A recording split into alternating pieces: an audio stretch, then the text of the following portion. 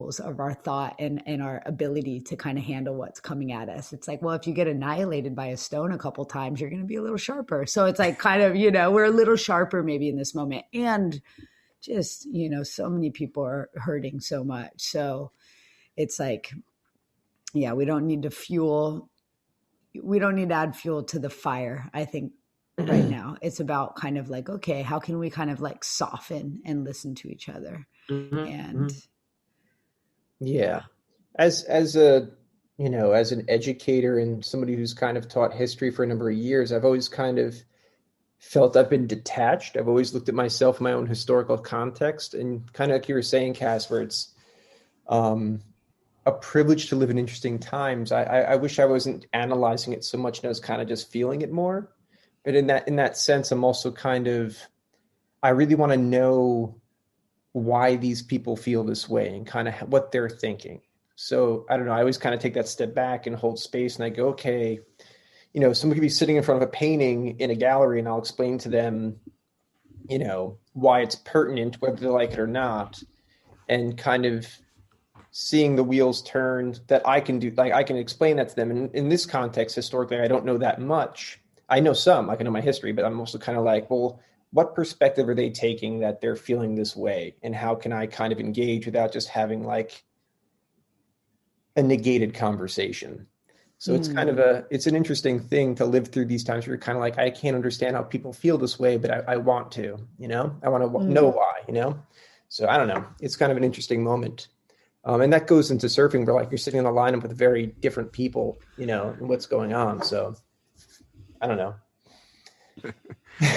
It's yeah, all these kind of things. It's like, how do you kind of like hope to hear and understand somebody from like a heart space and like why their thoughts or feelings are such. And it's also kind of like, well, what are some of the things that are causing this? At the end of the day, like us as humans, like just as us as surfers, we all want to ride waves and have good feelings on a surfboard. And it's like, okay, well, this board gives you this kind of feeling, or this wave does, and this is kind of what you're looking for. So like, what are you looking for from surfing? It's like, I want to have a good time. I want to have joy, ride a cool wave, see a beautiful sunset. Sometimes it's just about being in the water. And like, for me, like feeling and smelling the ocean, smelling the water, like feeling the energy of everything moving. And I think sometimes for like what's going on right now, like a lot of people are in places of like fear, like a lot of, I think personally, like it comes from places of fear, and it comes from like a deep rooted survival instinct, which like I'm really interested in energy medicine. That's and survival is like really kind of like our root chakra, and the root chakra has had us flee from saber-toothed tigers, and we don't have to do that anymore. And so it's like kind of like, okay, and if we're still reacting to things from that place, it is a react place. And then when we come up to the heart, it's more of kind of like, oh, I can hear you. I did. It's getting out minutia of the details. I think like what you were saying, Kirsten, is like an opportunity to kind of pull back and see like the bigger vantage. Your name on there says, yeah, Kirsten. That's my wife. She does yoga on this account. Okay. And we use okay. Because I was like reading your name. I was like, I don't think that's your name, but it's differently. Wow. That's a really. I was like, it's a different spelling from like a different. Yeah, I was confused Norwegian? About that one. I am Norwegian. Yeah, fully. Name. Actually, Kirsten is Chris, I think, in Scandinavian, the female like version of it. I don't know, but like I married a woman with that name. You married Chris and Chris, and you do a show with Chris and Chris. So there you go. You're just destined to be around other Chris's. Destined to do it, yeah. Chris's and Kassias, maybe. It's true. I think it was different spelling. Like I thought it was like some like your European spelling of, I was like, okay. It was some pretentious spelling. Yeah. Hey, Kassia, I'm really curious. Like, how did you get into energy medicine, and how long have you been practicing? It sounds. And can you give our listeners a little bit of background on it? Yeah, I mean, I think like everything is energy, really. There was a number of things that brought me to it. In 2011, I got introduced to vibrational medicine, so sound essentially. And the first time I received a sound bath, I felt like I was surfing, truly. And I was like, this guy I met, and we were with a group of us, and we were like on a photo shoot, and we got out early, and we went to this place, and it was like super wild. It was actually the Integratron, which is now this like, you can't even get a reservation. But like, you know, this was in 2008 that we were out there. And so it was like a Saturday or Sunday, and nobody was there, and we rolled up, and, you know, he introduced us to it. And then, so, you know, 3 years later, 2011 comes around, I'm like walking down the street, and I see like a giant crystal bowl in one of these shops. And I was like, wait, that's that thing that guy was playing a couple years ago. And I like go in the store, and I just start like playing with it. And I'm like, this is amazing. Like, can I buy this and take it home? And so I brought it home, and I was like sticking my head in it and hitting it and just like having such sweet feelings with it. And then from there, we kind of like started a whole performance art group and started playing shows and started doing all this stuff all over the place. We made vinyls. We made a vinyl with Oh Wow Gallery. We did a documentary with the Nowness at the Integratron years later. And then a couple of the people that I was like in this group with, there were musicians. Everybody kind of went off their way. And me and one of the other gentlemen were like interested in the healing elements. Cause at that time it was more so of like a performance art piece. Like we'd play at Milk Studios for like an art thing. Like it was kind of like something like that more so. Was that in New York or out in LA? Out in LA at Milk. Yeah. Years ago. I mean, this was like 2011, 2012. I even actually got flown to New York to play during Fashion Week in 2012. How cool is that? It was pretty radical. I mean, it was definitely a journey going through it that way. And then I had a series of concussions. I started getting craniosacral treatments. We started performing sound baths more in healing spaces, me and one of the other gentlemen. I studied with different sound practitioners. I actually am a licensed craniosacral therapist now, and I'm getting my AP associate polarity practitioner. So I've been in school for years, and so I work on clients. That's something that I do, and both with sound and craniosacral therapy. Well, what's interesting is technically you're kind of surfing because it's sound waves. So you're just riding a different wave, basically. And energy waves. It's all different waves. I mean, everything is energy. Everything is light. Like when you get to the quantum, you know, realm of things, everything is light and sound is light. And just like words have a wave to them and an intention and a vibration, it's like essentially that same sort of, you know, the same sort of principles and energetics and science in that kind of like space. So it's pretty radical. Like I definitely, I mean, it's really what surfing is in a different form for sure.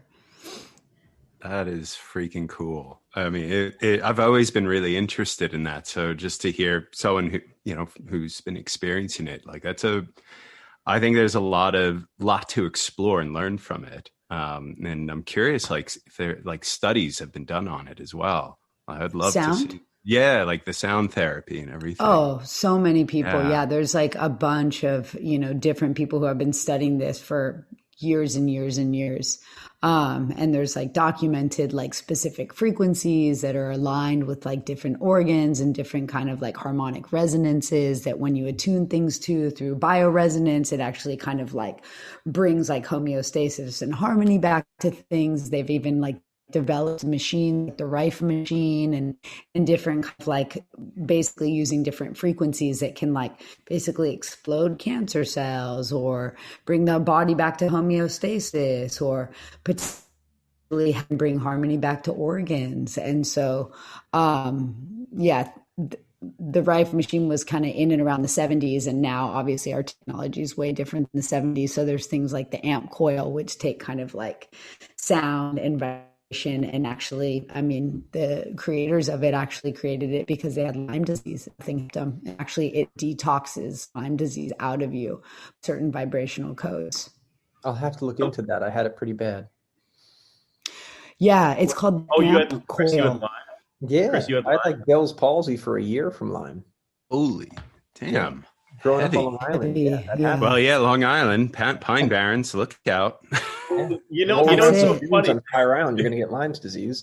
Yeah. Dude, it's so funny. You're sitting here. You're going to ask Kassia, like, what can I do with sound therapy to like, solve my Lyme disease? I'm going to ask her, like, I got blown up in a car accident like 3 years ago, and my concussive symptoms were out of control. So this is turning into something really different than something more than You we. get paid for This this. is Ask Kassia show right here on health and wellness. Didn't you know that?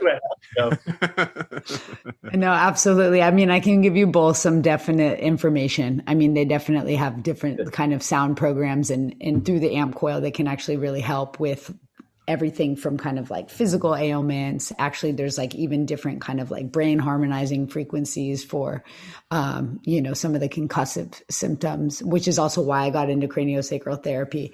And then also with like Bell's palsy and Lyme and everything like that, like they created this device. Like I work with sound in like a kind of like broader way, and I have an amp coil. So when people come to me to get a session, and if they have something very specific, we bring the amp coil into it as well. So there's just kind of more with this time. There's so many different ways to bring harmony to our system, which is like, what an amazing time to live in. We just have so much at our fingertips that literally you can have. It's like this briefcase that you carry around with you. It's quite an expensive machine, that said, and also like our own voices are true healing devices. And just by like toning and humming, we can bring the autonomic nervous system into homeostasis, which the AS, like that controls our whole body system. Yeah. I was introduced to this stuff back in London a number of years ago. My roommate was from Japan. His name was Tomo, and he was doing field recordings of like glaciers cracking. And he would just sit there and meditate on these things for like hours in the middle of the night, so he wouldn't hear anything else, any like static noise or anything, and he or ambient noise. And I had no idea what he was doing till a couple of years later, and he like published his PhD, and I was like, oh, that's amazing what you're actually doing with that. And it was, it's pretty cool. So I had no idea at the time, but it's interesting, Kassia, like how your career has, gone on this incredible path. Like, I mean, if you were to like talk to yourself when you're about 17, just about to star in The Seedling, like, and would tell that younger version of yourself where you're going, where you are, like, would you believe yourself? I guess, yeah, it's interesting. It's interesting to think about that. And truly, I think too, it's like when I was 17 and I was in The Seedling and all of a sudden started traveling, would I have been able to kind of tell my 13-year-old self that I was going to do that? Yeah. So it's like, I think getting into surfing just really got me to all intuition and instinct everywhere. And so I was never really thinking about where I was going. I was just kind of following what felt. And I think that's something that I think we all have in common as surfers. It's like surfing a tool that really refines your intuition. It refines that gut. You're just like, all of a sudden wind blows one way. You're like, I think it's going to be really good tomorrow. People are like, what are you talking about? You're like, I don't know. I just got that feeling, So it's interesting where life leads you. yeah. So where are you calling home right now? So I live in Culver City, Okay. Los Angeles. So yeah, it's kind of like close to the beach, close to El Segundo, close to Venice, close to not very good waves. And then kind of not so far away is some really good waves, some like world-class waves.